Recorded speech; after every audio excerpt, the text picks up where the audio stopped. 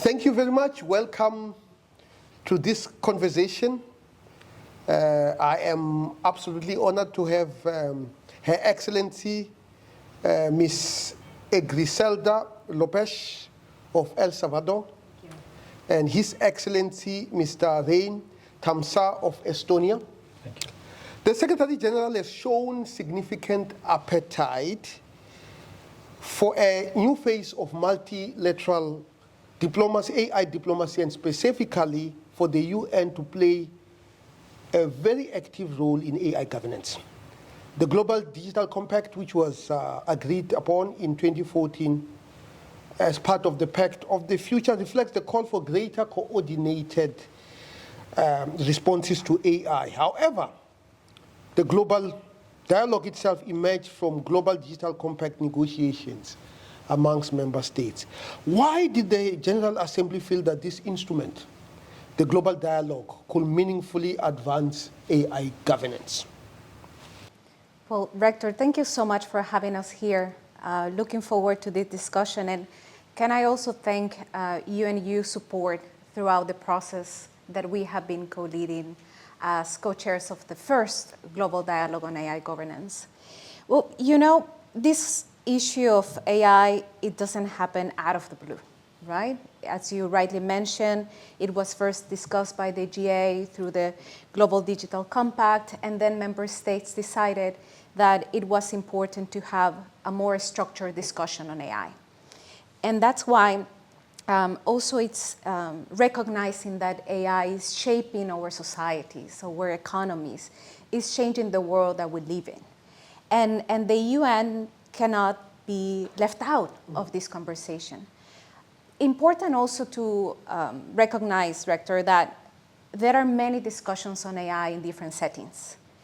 National initiatives, regional as well, but the United Nations General Assembly is the most universal body. And that's why it's so relevant that we have a platform, the most universal platform where we can discuss AI, where each member state, no matter the size, no matter of the level of development, can participate and engage in this discussion. And that's the beauty, the relevance, and how impactful we can see that the dialogue will be. Your Excellency, Mr. Tammsaar, the General Assembly established the Independent International Scientific Panel on AI to provide an independent, evidence-based foundation to the study of AI. The panel ensures that international deliberations are informed by best available evidence.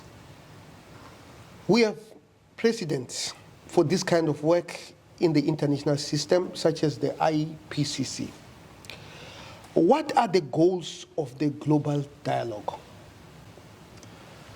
You know, first of all, thank you indeed for your work, what you've done here, and thank you for having us here. It's a great honor and pleasure. And when it comes to the first global dialogue on AI governance, I think what we want to achieve with this dialogue is that there is a space where different voices and perspectives globally could come together under the convening power of the UN and produce a certain result. How measurable this result could be, it's a different story. But we don't have this global dialogue yet. We have regional dialogues, we have national dialogues, we also have different dialogues that started in Bletchley Park and so on. But all of these dialogues, they don't have something that we have. And this is UN legitimacy and inclusivity. So from this point of view, I think that first global dialogue is different. Secondly, what we've heard from government representatives, but also from different stakeholders with whom we engaged throughout the process, and we engaged with thousands of them, believe me, I think is that they don't want to have another theoretical discussion. Yes. They really want something meaningful, meaning real exchange, real dialogue. As you said, linked or rooted into science, scientific evidence, but also with a practical value. So we have to address here two issues at least. First is interoperability of the different elements that we see around the world. And secondly, fragmentation.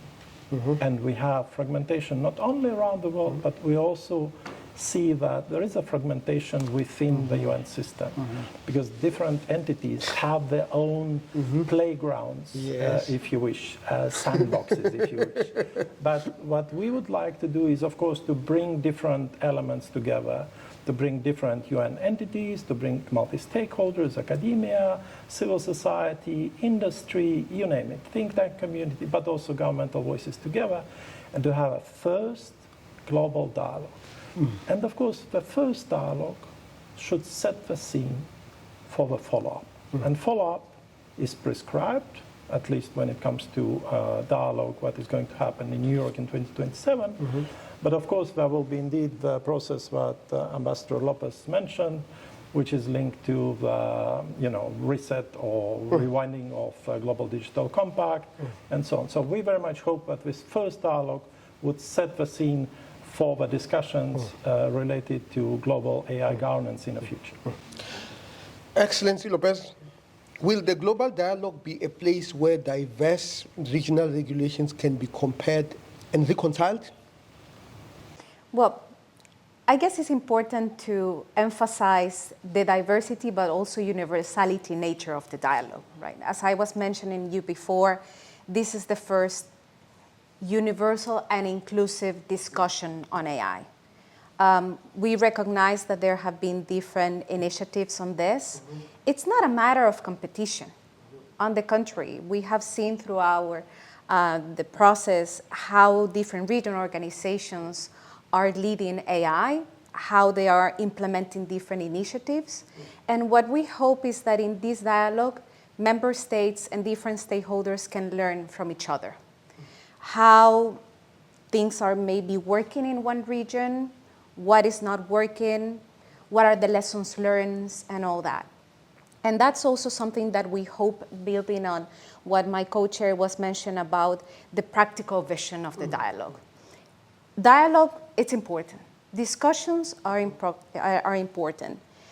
Also grounded in the scientific evidence that the independent panel of experts will provide us. But what happens after that, right? So again, it's not an issue of competing regional versus universal. That's not the idea. It's complementarity. It's see what is definitely making a difference in life of people, maybe in a different region, that the other region can also understand from that. So we have to build on what is happening, and maybe, why not, if possible, scale that up. So, Excellency Tammsaar, one of the biggest critiques of AI governance is lack of involvement from or inclusion of everyday citizens. How do you plan to include them and their perspectives in the global dialogue? Yeah, that's a very good question. And of course, we have to understand that there are citizens who are extremely interested and involved in everyday business already related to AI, because AI, for many people, is already everyday business. I'm always mentioning my older daughter. She's 17. She's having agentic AI help, and so on. So this is already a reality for many people. But many people are reluctant, and some people say, it's not our business. We're not interested. We stick to our, life and so on. So I think that one of the great challenges for us, first of all, would be to create additional interest towards the AI governance, to deliver the message that maybe not today, but maybe there would be a possibility to move towards elements of the global governance in the future. And so how do we involve citizens? Well, first of all, we involve them through governments and government perspective, because citizens elect their governments. Secondly, of course, citizens form the backbone of the multi-stakeholders. You know, be it society, be it industry, it's citizens, it's people who are at the center of this multi-stakeholder. And thirdly, we also provided an opportunity for people to directly inject their ideas to the dialogue through written submissions. And we received more than 1,500 of them. So we'll have to process, of course, these submissions, look what is there that could enrich the dialogue, what are the questions that citizens have, what are their proposals, and so on. So these are the different ways how it looks to me we can engage the global citizens. Excellency Tammsaar, I'm just going to follow up on what you have said. Just looking at the ordinary citizens across the board, you have citizens who come from some of the wealthiest countries in the world. You have citizens who come from some of the most remote parts of the world. I come from a very rural part of South Africa, and my mother does not know about this dialogue. So how are you able to reach those people in isolated places, who in many ways are the majority of our global citizens? Yeah, no, thank you. I think that perspectives are indeed different, yeah? And I think that from very beginning when we were appointed, there was one thing that we agreed from very beginning. And this is that this dialogue needs to be inclusive. Because without inclusivity, there is no legitimacy. And of course, we want this dialogue to be transparent, inclusive, but also legitimate for many people. So then how do you reach out to different people? I guess we would not be able to reach out to entire population of planet Earth, that's absolutely clear. But I can tell you that we spend, I think, hours and hours and hours and hours trying to talk to different stakeholders, multi-stakeholders from around the world, across the globe, all time zones, with totally different perspectives. Some people caring about lack of connectivity. Some people saying, sorry, what are you talking about? We don't have electricity. And then others talking about the data governance, others talking about the frontier labs and models, and so there is a diverse ecosystem there that we tried to engage into the dialogue. So whether we'll be able to reach out to every citizen, I have my doubts. But at least I can tell you that we tried very, very hard for dialogue to be as inclusive as possible. We tried to reach out to everyone we could during this limited period of time that we have, because it was a really limited period of time. So again, I hope that we will generate certain interest. Maybe this would be one of the big, so to say, achievements of a dialogue, but this would provide a hope for people who maybe they don't have trust, they don't believe, but maybe they would see that there is a hope, there is a trust in UN convening power, and we can move ahead. Excellency López, can the global dialogue help bridge the gap between the wealthy, technology, advanced member states and those less advanced? I say this because from what I am seeing two member states that are dominating the AI space. And I'm seeing the rest that are lagging behind. And the rest include many member states in the so-called advanced economies. What do you think? No, thank you. This is one of the critical issues that we were discussing throughout the preparatory process.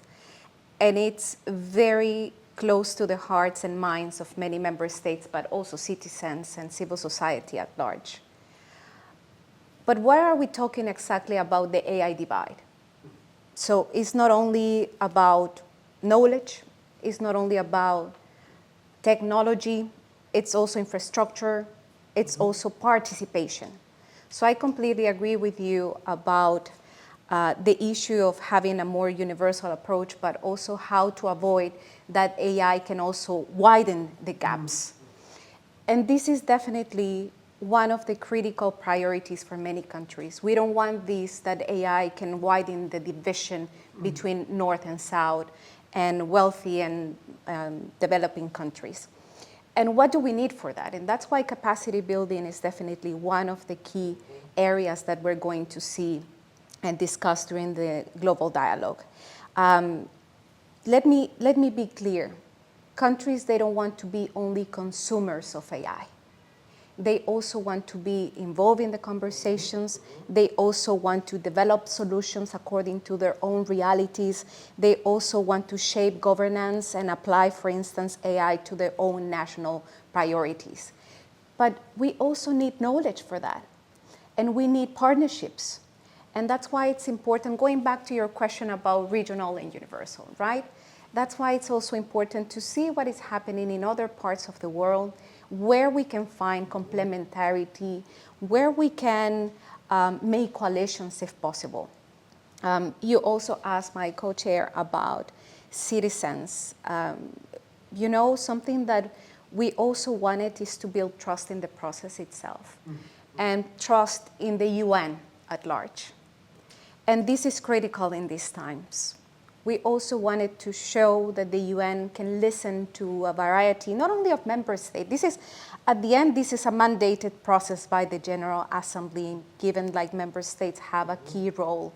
But also that because of the nature of AI, it's important to engage citizens, private companies, academia, experts, think tanks, and so on. Maybe just to, you mentioned a very important point that I want to follow up on. You mentioned the word capacity building. Yes. Who does that? Is it the UN? Is it academic institutions? Is it the industry itself? What is the focus? It's everyone, everywhere. Member states can lead initiatives of capacity building. And I'm not talking about North-South. It could be South-South cooperation, different initiatives about sharing different issues from AI, going from data, going from technology, going for DPI and so on. It could be also the academia, sharing also about the knowledge, different research that they have done on AI. It could be also think tanks, for instance. I've seen capacity building coming from different walks of life. Mm-hmm. No one has, let's say, an only role on these capacity buildings. And that's why something that we were thinking about precisely on the practical vision on the dialogue is to establish a partnership hub on AI. This is building upon different UN conferences precisely on how to have a more practical and action-oriented outcome of these discussions. Again, going back to the issue that having these discussions are relevant, no doubt about that. Going back to the notion of universality. But what else besides that? And what we hope is that in this hub, different member states, but different stakeholders again also can come and say, we're doing this on, let's say, capacity building, or we're doing this initiative in cultural diversity, and so on. And that these possible initiatives can be scaled up, can be shared, maybe replicating according to different realities, because no size fits all whatsoever. And this is something that we hope to see. Rector, something that it's important for everyone that is listening, seeing us, be mindful that this is the first dialogue. Absolutely. So we hope that the next one that is going to be in May 2027 in New York can improve the things that we're going to do in Geneva. We really hope that these conversations being capacity building, being AI implications, human rights and safety and so on. I mean, I'm trying to just share all the areas that we're going to discuss in Geneva. They could be continued, sustained, and strengthened through the years that are coming. Excellency Tammsaar, some argue that governance discussions impede innovation and development.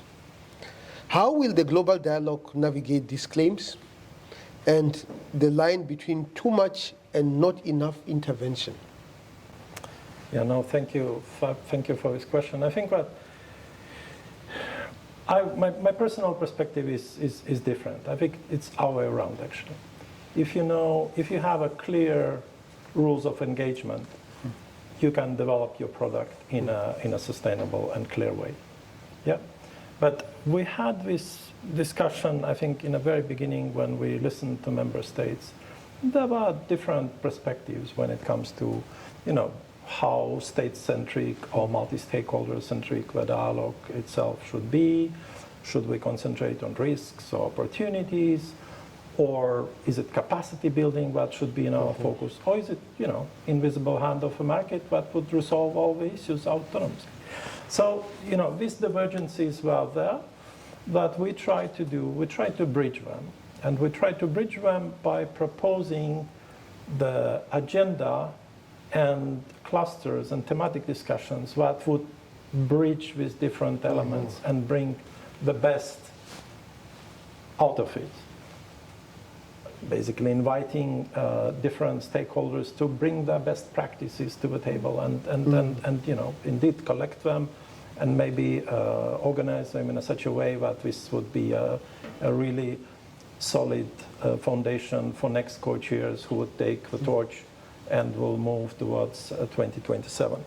But I think that maybe it's also important to say here that the currently some of the developments related to AI are unfolding with such a speed that governments simply cannot catch up.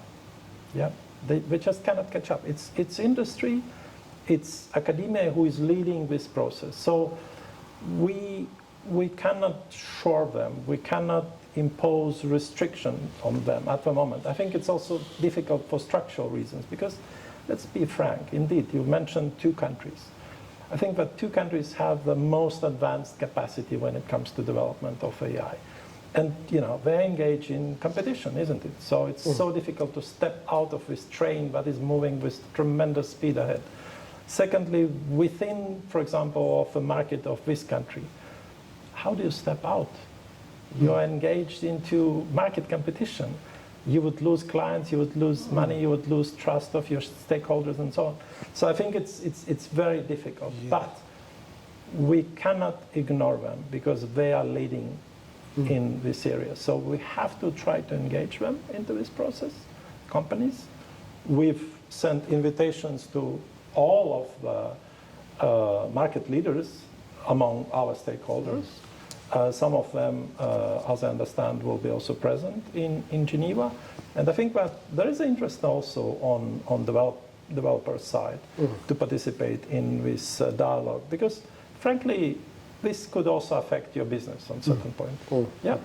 But I think that there's a curiosity to see how the UN would be able to do something like this. Is there added value there? Should we engage into second dialogue?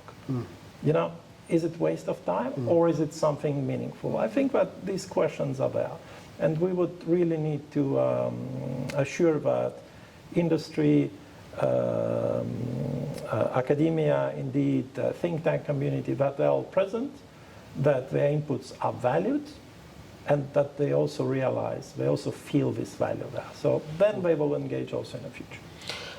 Excellency López, how can the global dialogue constructively address states or companies that are resistant to multilateral AI diplomacy? Well, I guess it builds precisely on what Rein was mentioning about the participation and engagement that we have tried with different companies, different stakeholders, and so on. What we have also tried in these months, it's also engage with the private companies. That because of they are relevant partners on this issue. In that sense, when we're talking about stakeholders, Rein was also highlighting that we spent many hours on it, and it was really useful, really enriching, and it helped us also to better understand the views from different regions and different actors. But also with the private companies, we try to make them see that it's important to listen as well to their views. Also, what is exactly what they are expecting from the dialogue itself. And this is also from the vision of the inclusivity approach that I said at the beginning that we have. We wanted to let them know that there was a space where they can all contribute from their own experience. And this is something that we are very pleased that they have shown also not only interest, but in support. Some of them are going to be there. And again, this is going just to be the first dialogue. And I really hope that this partnership, this engagement, this interest from the private companies will continue throughout 2027. And I make a lot of emphasis on that because I wouldn't like to see the Global Dialogue 2026 in isolation from the 2027 version. On the contrary, I believe that during that period, the next, our successors, the next co-chairs, will definitely continue those engagement, those bases that we have set. Again, not only with member states, but with the companies, will continue, and also they will be strengthened. I would add one element to the previous question. I think that, I agree, you mentioned that we've tried to do our best to involve different stakeholders and want them really to play a role there and so on. I think that, some of the people with whom we met or with whom we interacted, I think that they were very clear that they don't want to be spectators. Yes. They don't want to be spectators. They want to be, co-creators. They want to provide their input into the dialogue, into maybe the future of AI governance and so on. So I think the motivation that we've seen when it comes to at least multi-stakeholders, but also, frankly, government representatives, has been very, very strong, very, very strong. And I think that this also indicates that, there is a hope there. And that I think that our role is, of course, to try to bring all these actors together in a meaningful way so that they would feel that, that something that they maybe created during the last years, that they're cherished, so to say, a crown jewel, that this could be part of this dialogue in the future. And I think that we try to provide them with such opportunity. Excellency López, the global dialogue is taking place at a very difficult moment for multilateralism. Given this complex backdrop, what do you think might meaningfully be achieved by the global dialogue? Indeed, very complex environment, but I guess something that it would be very important for us to see as co-chairs is that a better understanding on AI is achieved by many member states and stakeholders as well. With the notion of the partnership hub on AI, also we would like to see more concrete cooperation at different levels, more practical avenues for initiatives, coalitions, and so on. So I guess this is also with this practical approach that we have seen and that we want the dialogue to be. But also what I would love is to building trust. Building trust not only about the power of AI, how it could be an enabler of development, mindful about the risk that may have, but also, Rector, trust to the UN. trust on the UN that our institution is still relevant to address challenges from this current world, and that the UN has the convening power where 193 member states can come in equal footing, that also it's a space for different stakeholders to come and encourage these different partnerships and innovation as well. Excellency Tammsaar, how could the global dialogue influence how the multilateral system tackles the question of AI governance? Egri mentioned the trust, and I think that trust is really important element in all that we are trying to build on our way to Geneva, in Geneva and after Geneva. So multilateralism is under severe constraint and stress at the moment. So frankly, it looks to me that maybe, and it's just maybe, but nevertheless, maybe technology and AI on top of it is something where we can start rebuilding trust towards multilateralism and UN as well. Because UN could be criticized for many, many issues. Yeah? But I think that when it comes to technology, I think that we've moved, yes, slowly. We should have started long time ago. But nevertheless, I mean, from the Pact for a Future, when GDC was established, then through establishment of International Independent Scientific Panel and the dialogue, I think that we've been quite consistent actually here, yeah? So I very much hope that dialogue would indeed inject confidence into the UN system, Yes. would provide evidence that actually UN system, first of all, could be trusted. Secondly, that UN system can deliver, and we were speaking about the practical outcome of the dialogue, but also that UN system, with all its convening power, would be able to reduce global fragmentation on AI questions, increase interoperability, but also, construct this bridge to the future when it comes to AI development and AI governance through dialogue in 2027, but also beyond.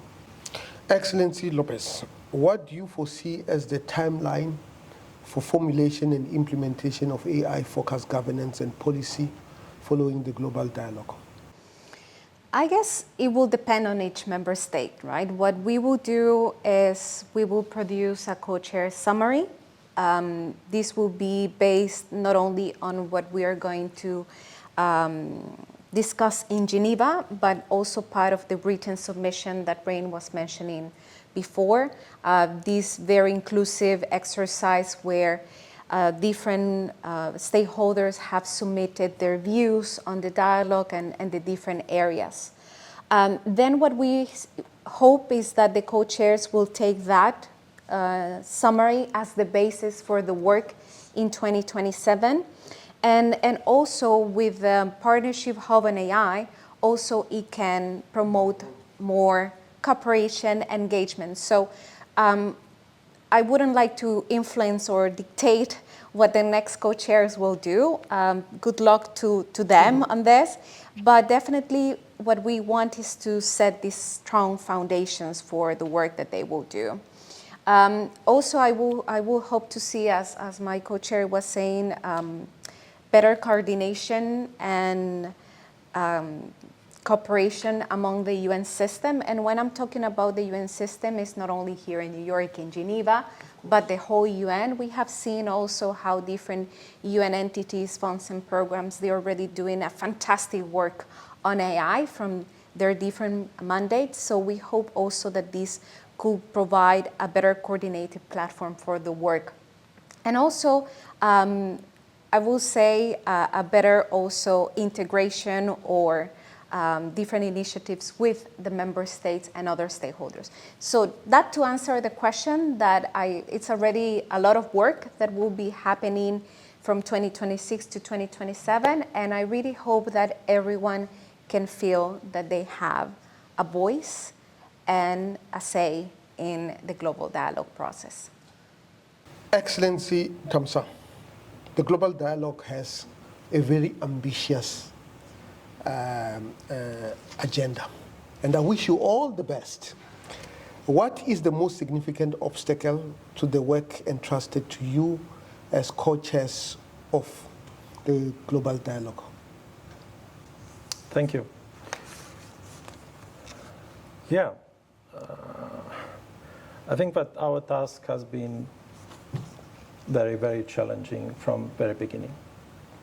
But it is also true that I guess we would never agree with this position of a co-chairs if we would not have a hope, if we would not have actually trust in ourselves, trust in multilateral system, trust in our UN colleagues, trust in UN entities who are also helping us, Joint Secretariat and so on. So we would not engage, I guess, into this process without knowing that we would be able, according to our best knowledge, to deliver. Yeah. So I think that that's for sure. But there are numerous challenges, and I think that we started to experience these challenges from the first day when we were appointed. First of all, reading, for example, the modalities resolution, where it is said that the dialogue should be conducted using existing resources, meaning zero resources. Yeah. So, but this is just the one element. But I think fragmentation is a huge issue. Secondly, different perspectives, very, very different perspectives. I mean, you take countries who have leading capacities, labs, all the money in this world and so on, and then you compare their perspective with a perspective of, let's say, small island and developing state who is struggling to get access, who is struggling to get, computing power, who is struggling to elevate their population to a level when we can participate in this exercise and so on. So I think that's the second one. But I think it's also something that Egri mentioned. I think the fragmentation within the UN system. I mean, people around the world, they frankly, I'm sorry, but they don't care. Is it one entity or another UN entity? What they care and what they understand is when the UN system works as a one team, one UN. So this is what people demand from the UN. And it's still a long way to go there. Of course, we were able to build our work in such a way that we are moving forward and so on, but it took quite some time. So I'm very open here, but I think that's a reality. But I would say, fragmentation, lack of interoperability, different perspectives, even different approach towards dialogue itself. Because we know that the modalities resolution was negotiated and there were heated debates about the substance, about the conduct, about the actors, and all this. So I think that we are in a situation where our goal as co-chairs is really to bridge these divides that are there. And we have tried to do it throughout all the process, believe me. I will add another one. Besides of what you said, is the complexity but also the speed of AI. Imagine this is something that has been discussing in other platforms, as I said, for many years, but the UN is finally having this unique space for discussing AI. But also related to what we were talking before is how do we engage all countries that have different levels of development. Some of them, they already been working on AI, have a very good understanding on it. They're making business of it, and others, they're still struggling with connectivity. So this has been one of the main challenges that we had, but I don't want to sound that much repetitive, but it's important to also build what you said, it's about how to everyone can feel that the UN, it's a platform that we can have this discussion. So these are part of also part of the challenges that we have, not only in the present but also for the future of the discussion on AI in the UN. I have one last question for both of you. How can the global dialogue, an open forum of conversation without any form of power, have tangible impact on AI governance, and how will that impact be measured? I'll start with you, Excellency Tammsaar. Thank you. It's a very good question indeed. I think that we ourselves were wondering throughout the entire process, how can you do it? But jokes apart, I think first of all, what is going to happen in Geneva is, apart from this meaningful conversation that we've tried to organize different important elements around, is that independent scientific panel will present their first report. It will be available, as I understand, on 1st of July already. So I think that this would be very, very important report from the point of view of, imagine, 40 best of the best scientists around the world are working together, under the convening power of the UN, and will present their findings about the same topics that are prescribed for us in a modalities resolution. So I think that this would be something really important, operational, that would inform the political deliberations in Geneva, but also in the future. Secondly, co-chair summary that we are going to produce. I really think that, and I can assure you that we will work very hard to provide a summary that is forward-looking, as practical as possible, because this is something that member states and stakeholders demanded from us, and at the same time that would really bridge this 26 and 27 dialogue. And this follow-up, I think, is an important element. We're coming back to this again and again, because it's not only about the first dialogue. The first dialogue will set the scene for all that is going to happen in the future. And as we know, at a certain point, there is expectation that will be intergovernmental process. So we are setting the scene for this now with the co-chair summary and bridging 26 and 27 dialogue. So I think that these are very concrete issues. And of course, on top of this, there is a hub that Egri mentioned, where we can store, so to say, best practices, ideas for, coalitions of willing partnerships and so on, who would bring this work forward. So I think that there is actually quite a lot of practical elements that would enrich the dialogue and would hopefully also satisfy this very, very high expectation that is there when it comes to a dialogue. Ambassador López, you have the final word. No, thank you. I guess that I believe that the dialogue doesn't need to have a regulatory power to be meaningful. I guess that its power relies in its inclusivity, in its universality, in the convening power of the UN to bring all UN member states and different stakeholders to come together and discuss AI.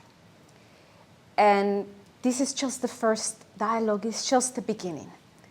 If member states in the future decide a different path, that will be the case. But this is the first conversation, and I really hope that Geneva, again, will be just one of many to come.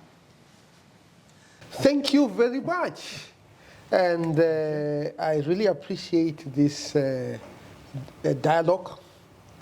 And we are looking forward to learning much more about your work. And we support your work. I will be at the dialogue, and I am going to be supporting this work. UNU-CPR, under the excellent leadership of David Passarelli, is absolutely supporting this work.